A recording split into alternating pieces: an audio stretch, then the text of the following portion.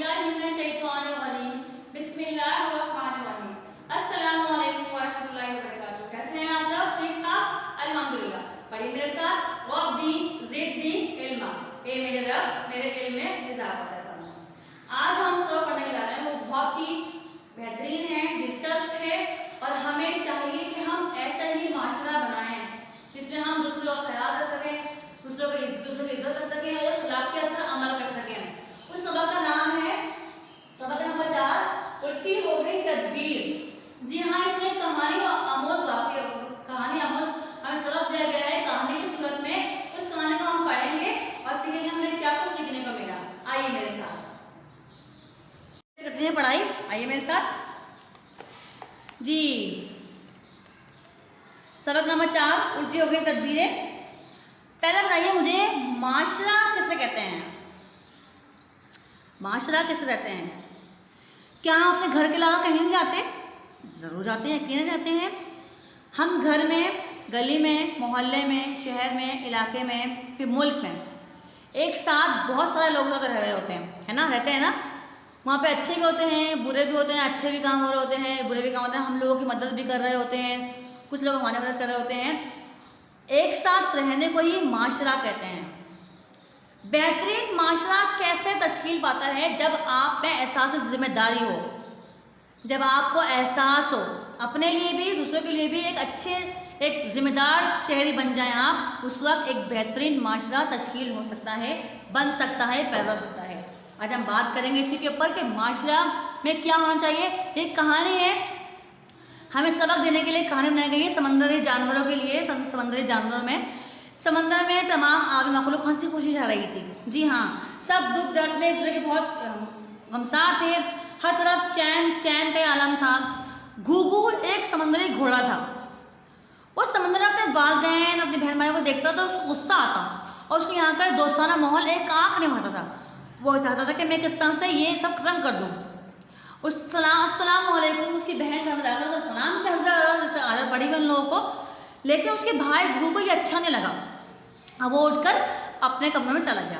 उसका भाई वहाँ बैठा मशीन में कुछ काम कर रहा था। उसने कहा कि ज़रा मुझे पानी पिला दो। जब पानी लेके आया घूघू उसने, तो उसने कहा कि क्या शुक्रिया। उसने शुक्रिया के अल्फाज कहे।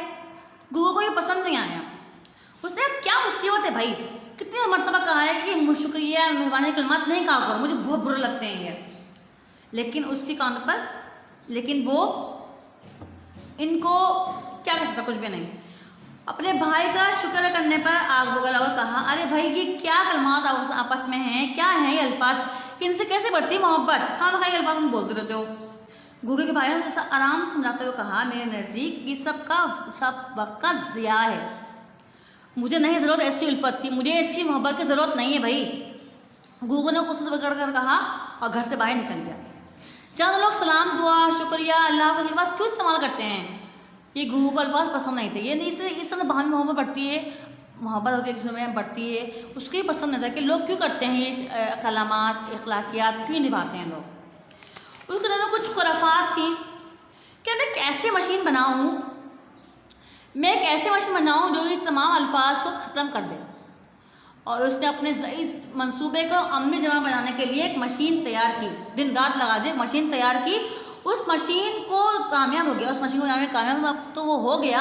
लेकिन अब किसी अच्छे से मौके का तलाश बना के जब मैं इसको मैं लोगों को सामने पेश कर सकूँ, और वो मौका जल्दी मिल गया। जब एक व्हेल मछली की सालगिरह का दिन आया, तमाम जानवरों के लिए शानदार ज़ियाफत खाने का इंतजाम किया गया। सारे आबिद बहुत खुश थे, तोहफे लेकर आए। जब मलकत ने तोहफे वसूल करने के बाद जब तमाम जानवरों को शुक्रिया अदा करना चाहा, तो मशीन ने सारे कलमात छीन लिए। या जी हाँ, ऐसी मशीन बनाई घूघू ने जिसे सारे कलमात, शुक्रिया, अल्लाह हाफिज़, खुदा हाफिज़ वाले अल्फाज सारे ख़त्म हो गए उसके अंदर से। कुछ कहना चाहा लेकिन सारा कलमात मशीन ने छीन लिए। इसकी बदौलत मलका व्हेल ने जानवरों का शुक्रिया अदा नहीं कर सकी। जब तमाम जानवर अपने घरों को जाने लगे तो लोगों ने शुक्रिया और घर जाने की जो इजाज़त तलब करते हैं, अल्लाह हाफ़िज़ कहते हैं, उस मशीन ने वो अल्फाज सारे भी छीन लिए।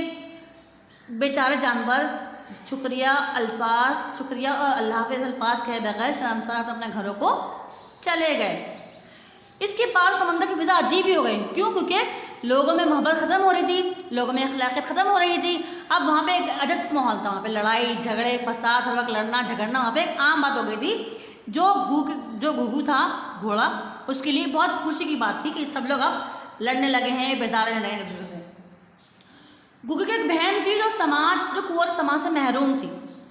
کنور سماج سے یعنی کہ وہ بہری تھی. وہ اس کو اپنے بھائی کی خوشی دیکھ کے حیران ہو کہ میرا بھائی جو ہمیشہ غصے میں رہتا کیوں اتنا مسکرا رہا ہے، وہ کیوں اتنا خوش ہو رہا ہے، وہ آخر ماجرا کیا ہے. اس نے سوچا اور وہ ایک دن اپنے بھائی کے پیچھے چھپ کر لیبارٹری میں چلے گئی جہاں پہ اس نے وہ مشین بنائی تھی، جہاں وہ مشین رکھی ہوئی تھی، اور اس نے وہاں پہ مشین کا راز جان لیا کہ مشین ایسی ہے. وہ اب وہ موقع کی طاق میں تھی، وہ موقع کی تلاش میں تھی کہ کب مجھے موقع ملے اور میں کب اس مشین کو کھولوں اور اس سے اس کو سارے جو الفاظ سے بٹن سے میں دبا کر اس کو واپس کر دوں. اس کو موقع مل گیا جی.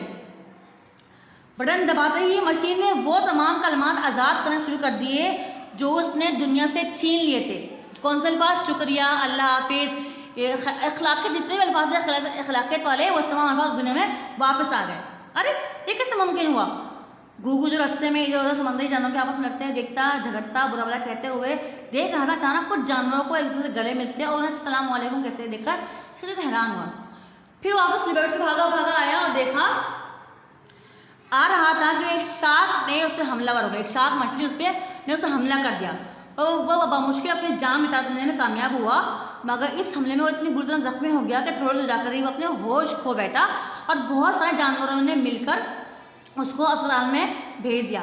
اس نے قریب اپنے والدین کو دیکھا. جب اس کو ہوش آیا تو اس نے قریب اپنے والدین کو دیکھا جو کچھ جانوروں کو شکریہ ادا کر رہے تھے.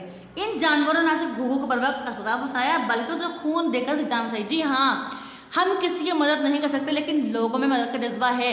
گھوگھو کو دیکھ کے احساس ہوا کہ لوگوں نے میری جان بچائی، اگر لوگ وقت پہ نہیں آتے تو شاید میں مر جاتا. گھوگھو دیکھ کر بہت پریشان ہوا، احساس ہوا، اسے پچھتانے لگا. وہ اس کی آنکھوں میں آنسو آ گئے، وہ اپنے کیے بہت شرمندہ ہوا. اس کی بہن جو بستر کے پاس بیٹھی ہی تھی اسے یوں روتے ہوئے دیکھ کر کہنے لگی، بھائی ہمارے تخلیق کا مقصد باہم لڑائی جھگڑا نہ کرنا، ہر وقت ایک دوسرے کو تکلیف پہنچانے کا نہیں بلکہ تمام اخلاقیات کو بلائے تک ہمارا مقصد جو دنیا میں ہے وہ پیار اور محبت کو فروغ دینا ہے، ایک دوسرے کی مدد کرنا ہے، ہم وقت تیار رہنا ہے اور ہر وہ چھوٹے سے چھوٹا اور بڑے سے بڑا کام سر انجام دینا جس سے ہمارا معاشرہ زمین پر جنت کا نمونہ پیش کرے. جی ہاں، ہمیں دنیا میں بھیجا اس لیے گیا ہے کہ ہم ایک دوسرے کا خیال رکھیں، ایک دوسرے کی مدد کریں، ایک اچھا معاشرہ بنائیں، یہی ہمارے کام آئے گا. آج اگر آپ زندہ ہیں تو پھر اس کی بہن نے کہا آگے، اگر آج آپ زندہ ہیں تو انہی لوگوں کی کوششوں کا ثمر ہے کہ آج آپ زندہ ہیں اور ہمارے درمیان آپ موجود ہیں، جن کے درمیان نفرت پیدا کرنے کے لیے آپ نے کوئی کسر اٹھا نہیں رکھی، جن کو برباد کرنے کے لیے آپ نے کوئی کسر اٹھائی تھی لیکن ان لوگوں نے آپ کو بچایا ہے. اب ان سب کو شکریہ ادا بنتا ہے. گھوگھو نے سر ہلایا اور پھر سب کو جانے دیکھتے ہوئے بھیگی ہوئی روحان سی آواز میں کہا، میں اپنے کیے بہت سب سے معافی مانگتا ہوں. آپ لوگوں نے جس طرح سے میری مدد کی اس کے لیے میں آپ کا سب کا بےحد مشکور ہوں. اور اس سے سب سے معافی مانگی اور کہا کہ جو کچھ بھی آپ نے میرے ساتھ کیا ہے، جو مجھے تکلیف پہنچی تھی، مجھے شارک نے حملہ کیا تھا، اس کے اوپر آپ نے مجھے اسپتال پہنچایا، اس کے لیے میں بہت مشکور ہوں.